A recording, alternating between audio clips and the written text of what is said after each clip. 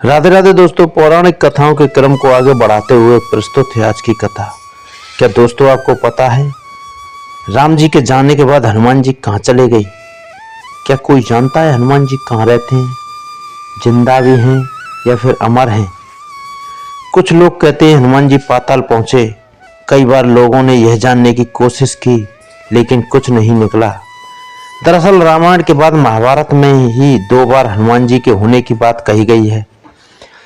एक बार जब भीम पहली बार जंगल में थे तो रास्ते में उन्हें एक बूढ़ा बानर मिला था। भीम ने उसे अपने रास्ते से हट जाने के लिए कहा, लेकिन उस बंदर ने कहा कि तुम मुझे हटा दो, मुझ में इतनी शक्ति नहीं है। तब भीम ने अपनी पूरी शक्ति लगाई लेकिन उस बंदर को हिला भी नहीं पाए। तब भीम समझ गए कि यह कोई साधारण बंदर नहीं है। तब भीम के कहने पर उस बानर ने अपना असली रूप दिखाया। वो थे हनुमान जी। तब भीम को बड़ा आश्चर्य हुआ। भगवान हनुमान जी को देखकर भीम की आंखें चौंधिया गई।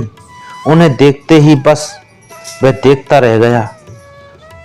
उसे विश्वास नहीं हो रहा था कि वास्तव में वह हनुमान जी हैं।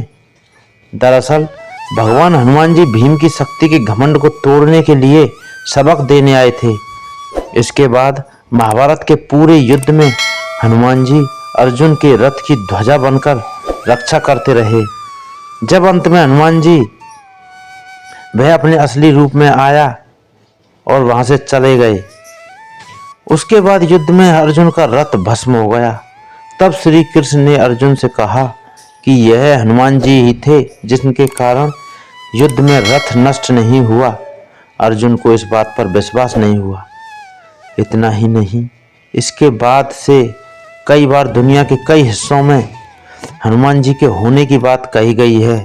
कभी चीन में, कभी इंडोनेशिया, कभी कंबोडिया में हनुमान जी के अलग अलग नामों से हनुमान जी की कथा सुनाई जाती हैं। अफ्रीका से लेकर अमेरिका तक शक्तिशाली बानर होने की चर्चा है। 14वीं सदी में माधवाचार्य जी ने हनुमान जी की मौजूदगी की बात कही थी।